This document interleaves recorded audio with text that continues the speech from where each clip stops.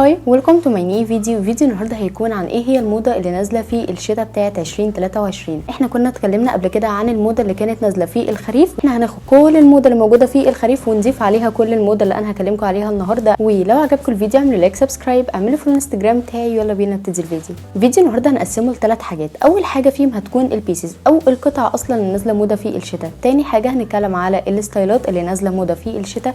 تالت حاجه واخر حاجه هنتكلم فيها عن الالوان. اول حاجه هي البيسز، واهم بيس موجوده في الشتاء وفي كل شتاء هي الجاكيتس. في 5 انواع من الجاكيتس نازله موضه السنه دي. اول نوع فيهم وهو اهم نوع واكتر نوع انا حباه جدا السنه دي وهو الترنش كوت. الترنش كوت يعتبر اصلا من البيزكس بتاعت الموضه اللي مش بتنتهي، لكن الفكره في الترنش كوت ان هو بدا يظهر منه هو بيبقى طويل شويه مش لحد الركبه، والصراحه انا شايفه ان دي قطعه ستيتمنت قوي وقطعه ملفته اكتر للنظر من الترنش كوتس اللي بتكون لحد الركبه. مش بحب شكلها قوي، لكن الترنش كوت اللي بيكون طويل من اكتر الحاجات اللي نازله موضه. كمان نازل موضه ان احنا نلبسه على ستايل كاجوال او كمان ستايل سبورتيف. تاني جاكيت ومن اهم الجاكيتس اللي موجوده في السيزون ده، وطبعا مع اعتراضي عليها لان انا كنت كلمتكم عليها في الفيديو اللي قبل ده على طول، هسيبه لكم فوق في الاي، هو الباف جاكيت. الباف جاكيت بس اللي بسليف مش النو سليف. انا عندي اعتراض مع الجزئيه بس بتاعه السليف والنو سليف، لكن الباف جاكيت نفسه من اكتر الجاكيتس اللي بتبقى موضه، بلس ان هي بتدفي بشكل كبير قوي لان هي بتبقى محشيه وانتوا حرفيا بتكونوا ملفوفين جواها. عندي راي في الموضوع ده ان احنا لو اشترينا الباف جاكيت ان احنا نشتريه بلون يكون بيزك، يعني لون اسود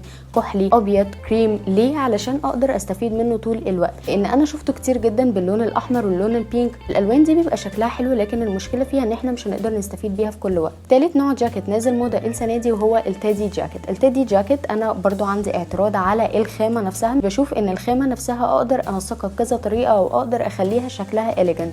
بشوف ان هي خامه كاجوال زياده عن اللزوم، لكن انتوا لو بتحبوا النوع ده من الجاكيتس اللي هي بتبقى عامله زي الفرو القصير كده شويه، فالبسوها السنه دي لان هي نازله موضه. كمان نازله موضه مش ان هي تكون جاكيتس بس، نازله موضه كمان عارفين التيشيرتس او القمصان اللي بتكون تقيله كده شويه. نازل موضه بقى ان القمصان دي يكون بخامه التادي او خامه عارفين الدبدوب. هي اصلا فعلا خامه دبدوب، عشان كده انا مش بحبها. بحس ان انا دبدوب ملفوفه جوه دبدوب. عارفين شيتوس بتاع احمد حلمي؟ حرفيا بحس اني نفس الاحساس لما جربت ان انا اقيسه. رابع نوع جاكيت نازل السنه دي هو البايكر جاكيت. ده بقى من اكتر الحاجات اللي انا بحبها. انا اشتريت منه واحد وحقيقي دي من اكتر الحاجات اللي انا بحبها. البايكر جاكيت بيكون مختلف عن الجاكيت الجلد العادي، هو بيبقى فيه سوست كده وزراير. اخر نوع جاكيت هو ما يعتبرش جاكيت قوي، وهو حاجه احنا كنا بنقولها زمان عليها اسمها بيلورو او البيلورز. الجاكيت او الحاجه اللي بتكون صوف كده شويه، وكنا متعودين ان احنا نلبسها فوق مثلا التيشيرتس او كده. لكن السنه دي الفرق بقى ان هي نازله الكتف بس، مش ان هي تكون بلورو كامل او ان هو يكون قماش كتير قوي، لا، من ناحيه الكتف بس. تاني بيس مهم جدا ان هي تكون عندنا في الدولاب، واكيد هي في دولابنا كلنا، هي البانتس والسكيرتس اللي هي البنطلونات والجيبه.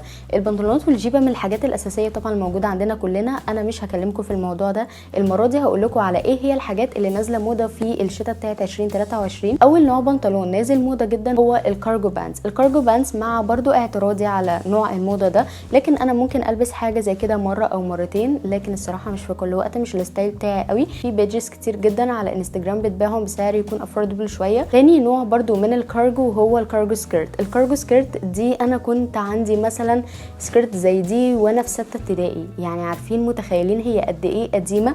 في المسلسلات القديمه قوي الانجليش بتاعت زمان، حتى والله مش فاكره اسمائهم اصلا، كنت بشوفهم ان هما بيلبسوا النوع ده من السكيرتس. فالنوع ده نزل موضه تاني.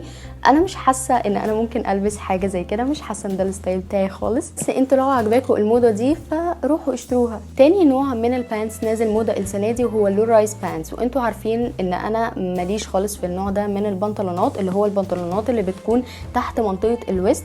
اولا انا مش بكون مرتاحه خالص فيها، ان انا بحس ان انا وانا بتحرك ان انا متكتفه، او لازم غصب عني في الوقت ده ان انا البس حاجه طويله عليها، لان انا يعني مجرد فعلا ما اوطي شويه خلاص انا كل جسمي بان.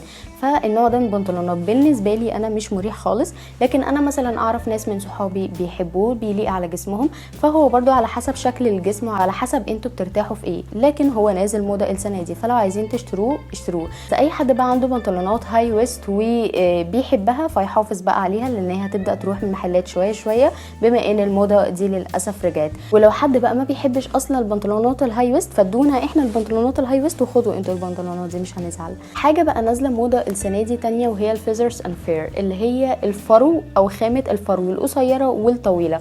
انا ما بعرفش ان انا البسها حقيقي، حاولت كتير قوي. هي كانت نازله موضه برضو من 2-3 مش عارفه ازاي بيحطوها، بس بجد هم بيلزقوا الفرو في اماكن انا بشوفها مش منطقيه خالص، لكن هو نازل موضه، فلو انتوا بتعجبكم الموضه دي ممكن تشتروها. لبس الصوف، الموضه السنه دي ان احنا نلبس السباركلي نت وير. كنت بحب الموضه دي وانا صغيره، بس لما كبرت ما بقتش بحبها قوي، بحس ان هي بتقلل من قيمه اللبس اللي انا لابساه، لكن هي ممكن تبقى بيس حلوه ان هي تكون عندنا في الدولاب، لكن ما نكترش منها. يعني انا مثلا لو انا هجيب سباركلي نت وير اللي هو اللي عارفين الصوف اللي بيبقى داخل فيه خيوط تكون سباركلي كده او ان هي بتلمع شويه، اشتري النوع ده. ممكن اشتريه بلون يكون هادي، ممكن اشتريه بلون يكون اوف وايت اسود، لكن لو اشتريتوا منها الالوان القويه قوي اللي نازله موضه السنه دي ساعتها انتوا هتتدبسوا اول ما الموضه دي تروح، لان هي بما انها موضه وبما ان اللبس بقى غالي جدا وبما اننا ما بقيناش لاقيين اي مكان نشتري منه، فلو اشترينا حاجه بسعر غالي قوي فاحنا غصب عننا هنضطر نلبسها طول الوقت. تاني حاجه نازله موضه في النت وير وهي السويتر فيست. السويتر فيست انا مش محتاجه ان انا اتكلم عليه، اتكلمت عليه مليار الف مره وقلت لكم ان هو موضه من السنه اللي فاتت، كمان نازل موضه جدا بشكل اكبر من السنين اللي فاتت. شتاء 2023 السويت شيرت اللي بتبقى مبطنه من تحت، في بيج على انستجرام بتاعت ساره هاني اسمها افتر ماس. حسب ما انا شفت الريفيوز، انا صراحه ما عنديش حاجه منها، لكن على حسب ما انا شفت الريفيوز ان هما بيعملوا السويت شيرتس دي تكون متبطنه وبتكون كمان شكلها حلو الوانها حلوه، فلو عايزين ممكن تروحوا تشوفوها. طبعا في المحلات برضو هتلاقوا اسعارهم غاليين قوي، فدي حاجه انا شايفاها ان هي افوردبل شويه. بعد كده بقى السكارفز. السكارفز في الشتاء احنا عارفين ان هي من الاساسيات لان هي بتدفي، مش عشان هي شكلها حلو خالص، لكن في حاجه واحده بس دخلت على السكارفز موضه، هي السكيني سكارفز. السكارفز اللي بتكون سكيني او بتكون رفيعه كده شويه بقت موضه السنه دي، لكن طبعا لسه معاها برضو السكارفز العريضه اللي انا كوسام برتاح فيها اكتر لانها بحس ان هي بتحتويني وبتدفيني اكتر. اخر حاجه هنتكلم عليها في البارت بتاع البيسز وهي الشوز. الشوز اللي نازل موضه السنه دي نازل موضه حاجتين، طبعا مش هنتكلم على الكومباكت بوت والبوتس الحاجات التقليديه، لكن في حاجتين مش تقليديين دخلوا على الموضه جديد. اول نوع من الشوز وهو اللوفرز. اللوفرز انا بشوفها ان هي شبه الجزم الرجالي، وهي عاده فعلا الرجاله هي اللي كانت بتلبسها، لكن بدات البنات كمان تلبسها، ونوعا ما انا بدات احب الموضه دي مع ان كنت رافضاها تماما اول ما ظهرت، لان هي بدات تظهر مثلا من اخر السنه اللي فاتت. انا دلوقتي حابه شكلها، بس في نفس الوقت ما اعتقدش ان انا ممكن اروح واشتريها لسه، يعني لسه ان هي ما دخلتش قوي جوه قلبي كده وانا حبيتها لدرجه ان انا ممكن اروح ادفع فيها واشتريها. تاني حاجه بدات تظهر على تيك توك على انستجرام، ضربت الدنيا كده مره واحده وانا ضدها تماما، وهي الاجز.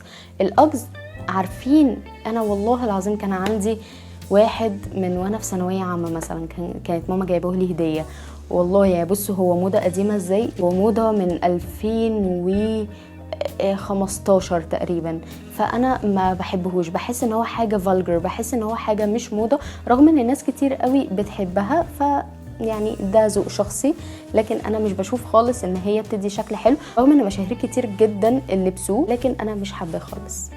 بارت نمبر 2 هنتكلم النهارده على الستايلات. ايه هي الستايلات اللي نازله موضه؟ اشهر 3 ستايلات نازلين موضه. اول ستايل فيهم هو البايكر ستايلينج. البايكر ستايلينج اللي هو جاي من البايكر جاكيت اللي احنا كنا اتكلمنا عليه في الجاكيت، والفيت كله يكون شبه البايكرز كده شويه، وانا بحب الستايل ده لان انا بشوف ان هو ستايل ايدجي، ممكن ان انا البسه يوم او يومين، لكن طبعا مش ان انا البسه على طول، ده مش الستايل اللي ممكن اعتمد عليه على طول، لكن انا حباه. ثاني ستايل نازل موضه السنه دي وهو جاي من الستايل الاولاني اصلا، وهو الليزر. الليزر بقى في كل حاجه، ممكن البس جام سوت ليزر، ممكن البس بنطلون على قميص على كل حاجه، على شنطه على بوت، كل حاجه تكون ليزر. فالليزر ما بقاش مجرد بيس ممكن احطها في الدولاب بتاعي، الليزر تحول دلوقتي لانه يكون ستايل من الستايلز اللي بقت نازله موضه. ثالث ستايل نازل موضه السنه دي وهو الستايل 2 بيس سوتس. السبورتيف مش السوتس الفورمال، لا السوتس السبورتيف نازله موضه اكتر السنه دي. ثالث بارت بقى هنتكلم فيه الفيديو ده هو الالوان.